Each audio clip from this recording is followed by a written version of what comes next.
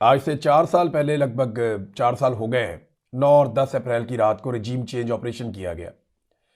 Regime change operation के बाद जो हुकूमत बनाई जर्नैलों ने, उस हुकूमत ने पाकिस्तान का तया पहुंचा कर दिया। पाकिस्तान की मईशत को बर्बाद कर दिया। पाकिस्तान में सरमायाकारी आना बंद हो गई। पाकिस्तान में दहशतगर्दी दोबारा शुरू हो गई। पाकिस्तान के अंदर महंगाई के सारे रिकॉर्ड टूट गए। डॉलर का रेट जो है वो 300 रुपए के करीब चला गया। पेट्रोल की कीमतें आसमान से लग गई। बिजली की कीमतें इनको बढ़ानी पड़ गई। आलमी सतह पर रुसवाई, पाकिस्तान के अंदर रुसवाई, इन्होंने बेड़ा ही गर्क कर दिया हर चीज का 2 सालों में।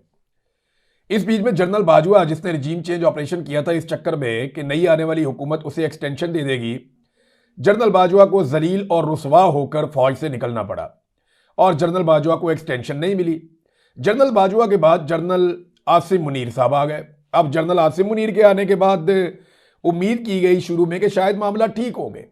इमरान खान साहब ने इसकी अप्रूवल भी दी थी उस वक्त और यह कहा था ठीक है, जो फैसला हुकूमत करे वो कर ले। एक नया जर्नैल आया, शायद सियासत में मुदाखलत बंद हो जाए। लेकिन आसिम मुनीर साहब ने पिछले सारे रिकॉर्ड भी तोड़ दिए और फिर यही सारा सिलसिला चलता रहा। अब 2 साल इन्होंने मुल्क को तबाही फेर दी और जुल्म और बर्बरियत की इंतहा कर दी इन्होंने। खास तौर पे 2023 में जनरल आसिम मुनीर के आने के बाद बहुत तबाही फेरी गई। जनरल बाजवा के आखिरी दिनों में इमरान खान साहब को गोली भी लगी। अरशद शरीफ शहीद भी हो गए। ये सारे वाकयात उस दौर में हो रहे थे और उसके बाद 2 साल की तबाही के बाद इन्होंने इलेक्शन करवा दिया पाकिस्तान में, इमरान खान को जेल में रखते हुए। तो आज से ठीक 2 साल पहले 2024 में 8 फरवरी ही के दिन एक इलेक्शन होता है पाकिस्तान में और पाकिस्तानी जुल्म का बदला वोट से ले लेते हैं। जेल में बैठा हुआ शख्स इनको इलेक्शन हराकर जीत गया और इमरान खान ने झंडे गाड़ दिए पूरे पाकिस्तान में। इन्होंने बड़ा जुल्म किया, इंतखाबी निशान भी नहीं दिया, बंदे उठा के जेलों में डाले, जबरदस्ती अगवा बराए बयान करवाए, बंदे जेलों में जबरी तौर पे लापता, गुमशुदा। सहाफियों को उठा लिया, उन्हें गुमशुदा कर दिया। शायरों को उठा लिया, उन्हें गुमशुदा कर दिया। मार मार के इन्होंने मार कुटाइयों की इंतहा कर दी पाकिस्तान की मिलिट्री एस्टेब्लिशमेंट ने आसिम मुनीर की क्यादत में। और इन्होंने पूरी कोशिश की कि कुछ भी करके इमरान खान इलेक्शन हार जाए, लेकिन इमरान खान इलेक्शन जीत गया 2/3 अक्सरियत से। लेकिन जब इमरान खान 2/3 अक्सरियत से इलेक्शन जीत गया तो रात के एक पहर में, यानी लेट नाइट 12 बजे के आसपास की बात है, 11-12 बजे, सिकंदर सुल्तान राजा वो बड़ी उजलत और परेशानी में इलेक्शन कमीशन ऑफ पाकिस्तान के दफ्तर से निकला। अब ये चीफ इलेक्शन कमिश्नर है पाकिस्तान का, ये रिकॉर्ड का हिस्सा है, इसके निकलने की बाकायदा सबूत मौजूद है।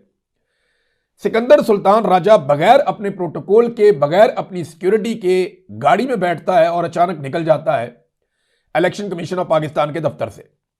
और यह वो वक्त है जब इलेक्शन रिजल्ट्स बनाए जा रहे थे, यानी इलेक्शन रिजल्ट बन रहे हैं। तो हाउ इज इट पॉसिबल कि एक इतना सीनियर ऑफिसर निकल जाए अपने ऑफिस में से और वो छोड़कर चला जाए अचानक से, बगैर प्रोटोकॉल के उसे बुलाया गया और उसको प्रोटोकॉल छोड़कर जाना पड़ा कि कोई मैं सबूत ना छोड़ूं। फिर जब दफ्तर के अमले से पूछा गया, मुख्तलिफ लोगों से, सहाफियों ने राब्ता करना शुरू किया कि जनाब ये सिकंदर सुल्तान राजा साहब गायब किधर हो गए हैं, चीफ इलेक्शन कमिश्नर। तो इस पे अलग अलग किस्म के जवाब दिए गए। यानी कोई बंदा कुछ कह रहा था, कोई कुछ कह रहा था, कोई कह रहा था घर गए, कुछ कह रहा था कहीं मीटिंग में गए, कोई कह रहा था कहीं और गए। हर एक का जवाब अलग अलग था। तो जब अलग अलग जवाब आना शुरू हुए तो शक और शुबा बढ़ना शुरू हुआ और फिर रिजल्ट रुक गए। जब रिजल्ट रुक गए तो उस वक्त मैंने एक वीडियो की थी कि अब तक के रिजल्ट क्या है।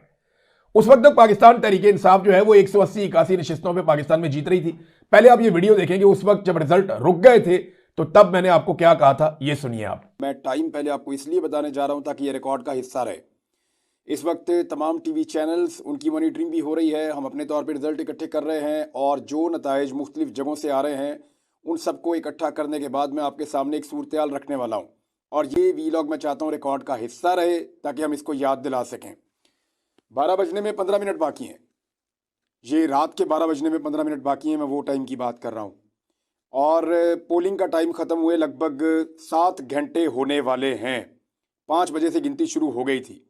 इस वक्त तक अमूमन जो रिज़ल्ट आ जाते हैं वो 80%, 85%, 75% इसके बीच में नताइज आ चुके होते हैं। लेकिन अभी तक नताइज जो हैं वो सुस्त रवि का शिकार हैं और उसकी वजह यह है कि पाकिस्तान तहरीक इंसाफ ने एकदम पूरे पाकिस्तान में हैरान कुन नताइज दिखाए हैं। तो नादरीन, ये वीडियो आपने सुनी, ये 8 फरवरी 2024 की रात को मैंने बनाई थी और मैंने ये इसीलिए बनाई थी कि सारे गवाह रहे कि इस वक्त पाकिस्तान के टीवी चैनल्स पे और तमाम तरफ से आने वाले जो रिजल्ट्स हैं उनके मुताबिक पाकिस्तान तरीके इंसाफ इतनी सीटों पे जीत रही है। फिर डकैती का अमल शुरू हुआ। अवामी मैंडेट पर मुल्क की तारीख की सबसे बड़ी डकैती उस वक्त की एस्टेब्लिशमेंट ने डालना शुरू की और पाकिस्तान तरीके इंसाफ की नशिस्तें आधी कर दी। यानी जितनी सीटों पे वो जीते थे उनसे आधी नशिस्तें छीन कर मुस्लिम लीग नून को देना शुरू कर दी और फिर फॉर्म 47 वाला ड्रामा शुरू हुआ।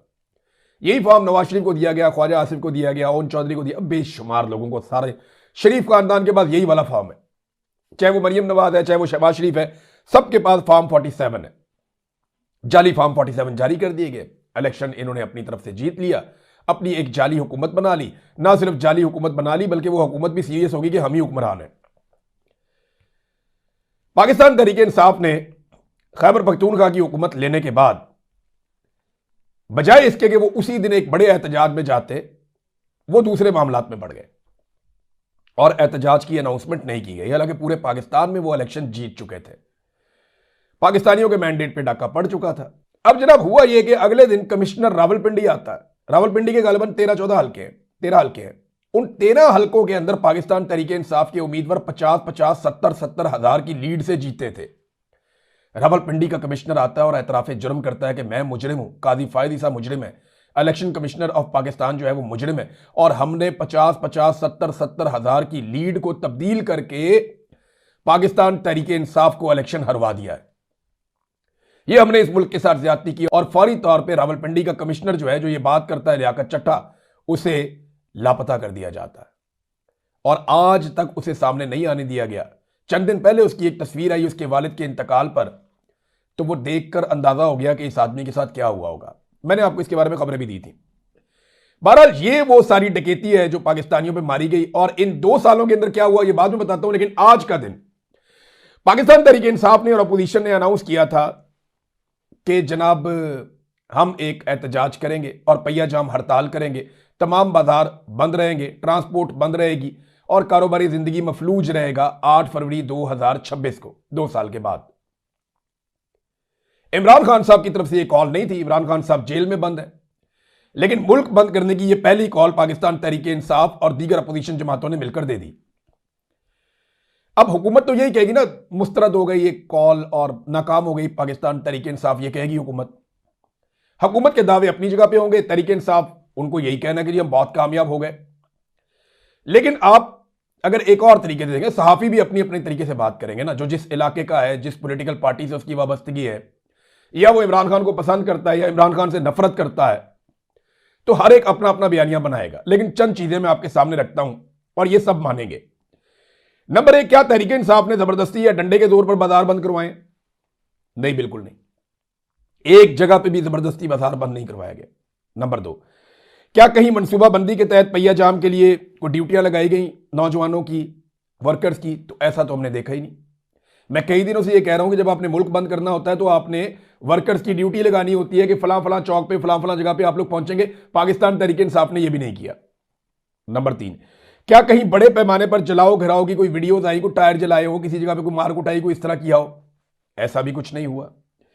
क्या कहीं फर्दन फर्दन लोगों से मिलकर, तंजीमों से मिलकर, कमेटियों से मिलकर, मार्केट कमेटियों से मिलकर या लोगों को कहा गया हो कि आप कारोबार बंद रखें? तो ऐसा भी एफर्ट या किसानों को या किसानों की तंजीमों को मिलकर